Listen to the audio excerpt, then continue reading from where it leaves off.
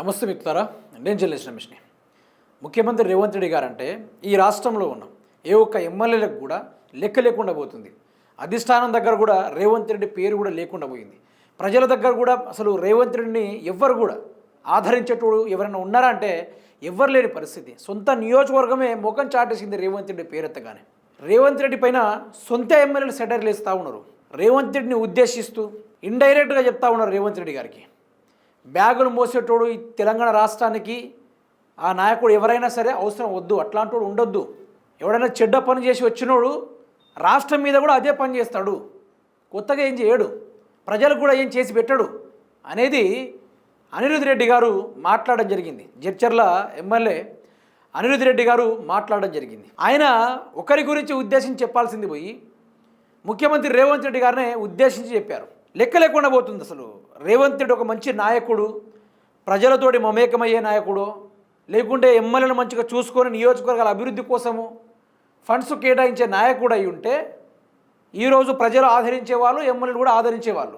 ఆయన హయాంలోనే ఆయన కాంగ్రెస్ కార్యకర్తే ఎదురు తిరుగుతున్నారంటే అతిపెద్ద ఫెయిల్యూర్ అని చెప్పుకోవాలి ముఖ్యమంత్రి రేవంత్ రెడ్డిది. అనిరుద్ రెడ్డి గారు చెప్పిన కొన్ని ముంచట్లు వినండి. సంచులు మోసేటోళ్ళు కాంగ్రెస్కు అక్కర్లేదు, ఇది అసలు టాపిక్. సంచులు మోసేటోళ్ళు కాంగ్రెస్కు అక్కర్లేదు. మరి సంచులు మోసింది ఎవరు? రేవంత్ రెడ్డి. దొరికింది ఎవరు? రేవంత్ రెడ్డి. ఎంతతో దొరికిండు? 50 లక్షలతోటి పట్టపగలే అడ్డంగా దొరికిపోయిండు, అంతేనే కదా. ఆ రోజు తెలంగాణ సమాజం, అటు ఆంధ్రప్రదేశ్ కూడా అన్నీ కలిసి రేవంత్ రెడ్డి భాగవతాన్ని బ్రహ్మాండంగా చూసింది. అయితే ఇక్కడ అంటున్నాడు సంచులు మోసేటోళ్ళు కాంగ్రెస్కు అక్కర్లేదు. మరి మోసేది గీసేది అయితే రేవంత్ రెడ్డి. మరి వేరే ఎమ్మెల్యేలు ఇట్లా మోస్తున్నారా అంటే వాళ్ళు ఇప్పుడు దాకా దొరకలే. మరి దొరికిన వాళ్ళు ఎవరైనా ఉన్నారా అంటే అది రేవంత్ రెడ్డి మాత్రమే. సంచులతో దొరికిండు, తీహార్ జైలుకి పోయిండు, ఆ కేసులు తప్పియడానికి పదే ఢిల్లీకి కూడా పోతుండు. అట్లా అని డైరెక్ట్ చెప్పేస్తారా? అసలు సీఎం అనేది ఇంత రెస్పెక్ట్ లేకుండా పోయింది తెలంగాణ రాష్ట్రంలో. వాళ్ళ కింద ఎమ్మెల్యేలు అయి ఉండి రేవంత్ రెడ్డిని పొగడాల్సింది పోయి ఏమంటున్నారు? బ్యాగులు మోసేటోళ్ళు మాకు సక్కర్లేదంటే బ్యాగులు మోసేటోడే కదా ఈరోజు సీఎం అయింది. అదేవిధంగా తెలంగాణ రాష్ట్ర ఖజానాన్ని తీసుకెళ్లి రాహుల్ గాంధీకి, నరేంద్ర మోడీకి అప్పచెప్తా ఉన్నాడు. ఆయన ఒక లెక్కన అనిరుద్ రెడ్డి గారు బాగానే మాట్లాడని చెప్పుకోవచ్చు. ఒక లెక్కన సర్పంచ్ పదవి కోసం సొంత తమ్ముడిని చంపిన నేతతో ఎప్పటికైనా ప్రమాదమే. రేవంత్ రెడ్డి గారు అట్లాంటోనే రాణిస్తాడు. ఎమ్మెల్యే పదవి కోసం నన్ను చంపొచ్చు. జడ్చర్ల ఎమ్మెల్యే అనిరుద్ రెడ్డి తీవ్ర వ్యాఖ్యలు.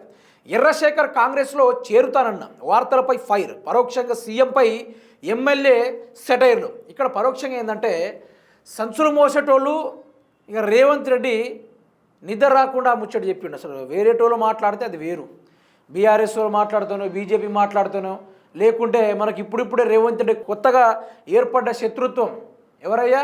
ప్రశాంత్ కిషోర్ గారు, బీహార్ నాయకుడు, అలాంటి వాడు మాట్లాడితే అది వేరనుకుందాం. సొంత పార్టీ ఎమ్మెల్యే రేవంత్ రెడ్డి పైన సంచులు మోసే నాయకులు పార్టీలో ఉన్నా ఒకటే, లేకున్నా ఒకటి అంటే ఆయన మనోభావాలు ఎంత దెబ్బతిని ఉంటాయి. రేవంత్ రెడ్డికి అంత సినిమా అర్థమైపోయింది, కంప్లీట్గా సినిమా అర్థమైపోయింది. ఇటు ప్రజలు తిడుతూ ఉన్నారు, పొల్లుగా తిడుతూ ఉన్నారు, లెక్కలేని తిడుతూ ఉన్నారు. అట్లాంటి బూతులు నేను పుట్టినప్పటి నుంచి ఏ సీఎం కూడా అట్లా తిట్లే, అంతేనే కదా. మీరు కూడా మీ జీవితకాల పరంగానే చూసుకుంటే, మీ గడిచిపోయిన జీవితాల పరంగా చూసుకుంటే ఇన్ని తిట్లు తిన్నా ముఖ్యమంత్రి మీరు ఎప్పుడైనా చూసారా? ఎప్పుడైనా చూసారా? టీడీపీ ప్రభుత్వం నుంచి, ఎన్టీ రామారావు నుంచి ఇట్లాంటి ఒక సీఎం చూసారా? ఇన్ని బూతులు తినేటి ఒక సీఎంని ఎక్కడ కూడా చూడలే. మళ్ళీ ప్రజలు తిడితే అది ప్రజా వ్యతిరేకత అనుకుందాం. సొంత ఎమ్మెల్యేలు తిడితే అట్టర్ ఫ్లాప్ కదా. రేవంత్ రెడ్డి అంటే అట్టర్ ఫ్లాప్ అయిపోయిండు, లెక్క లేకుండా పోయిండు. ఒక మనిషికి నైజం ఉండాలా, ఒక రాజు లెక్క పరిపాలించే ఆ యొక్క హుందాతనం ఉండాలా, అవేం లేదు. ఈరోజు సొంత ఎమ్మెల్యేలే ఏమంటున్నారు? బ్యాగులు మోసేటోళ్ళని, లేకుంటే సర్పంచ్ పదవి కోసం సొంత తమ్ముడిని చంపిన నేతలతో ఎప్పటికైనా ప్రమాదం అనేది అట్లాంటివన్నీ తీసుకుంటాడు ముఖ్యమంత్రి రేవంత్ రెడ్డి. ఇప్పుడు రేవంత్ రెడ్డి యొక్క మోస్ట్లీ చెప్తున్నా, రేవంత్ రెడ్డి గారు ఎవరికైతే బీఫామ్లు ఇచ్చారో, ఎవరైతే గెలిచి ఉన్నారో, ఎవరైతే ఆయన దగ్గరగా సలహాదారులు ఎవరైతే ఉన్నారో అందరూ క్రిమినల్ కేసులు అయిన వాళ్ళు, పెద్ద కేసుల్లో వేలు పెట్టిన వాళ్ళు, ప్రధాన పాత్రదారులు, అట్లాంటి వాళ్ళని అందరినీ చుట్టు పెట్టుకున్నాడు. అక్కడ దాకా ఎందుకు? రేవంత్ రెడ్డి కూడా అదే కదా. 87 కేసులు అబ్బా. ఒక ముఖ్యమంత్రి మీద 87 కేసులు ఉండాలా? ఎవరైనా ఉద్యమాలు చేసి ఉండుంటే అతని మీద కేసు ఉండొచ్చు. అతను ప్రజానాయకుడు అవుతాడు, ప్రజల కోసం పనిచేసే నాయకుడు అవుతాడు. నోట్లకు ఓట్లు దండుకున్న ఓటుకు నోటు దొంగగా మారి 87 కేసులు, వివిధ క్రిమినల్ కేసులు, క్రిటికల్ కేసులు 73 ఉన్నాయట.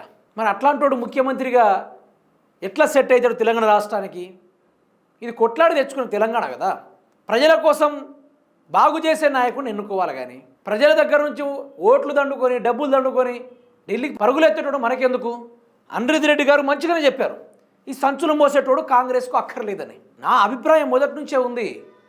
అతనికి సంచుల మీదనే ధ్యాస ఉంటుంది తప్ప భూ కబ్జాల మీద, భూదందాలపైన, భూ అక్రమాలపైన వాటి మీద వీళ్ళకు పూర్తి స్థాయిలో అవగాహన ఉంటుంది. వారి మీదనే ధ్యాస ఉంటుంది, అదే పనులు చేస్తారు. ప్రజలకు న్యాయం చేసే పనులు ఏమైనా చేశారా? మరి 2.5 సంవత్సరాలు అవుతుంది ఇప్పుడు అధికారంలో, 2 సంవత్సరాలు అవుతుంది. ఏమైనా చేశారా? ఏం చేయలే. ఏమైనా చేసుంటే బాగుండు, ఏం చేయలేదనే కదా బాధ. కానీ రేవంత్ రెడ్డిని ఇప్పుడు ఊర్లలోకి వస్తే ప్రజలు మాత్రము నిజంగా ఆదరించేటోళ్ళు లేరు, ఉరికిస్తారు. కాంగ్రెస్ పార్టీ అంటే ఒక్కొక్కరు ఉరికిస్తారు, కొట్టినా కూడా ఆశ్చర్యపడాల్సిన అవసరం లేదు అక్కడ.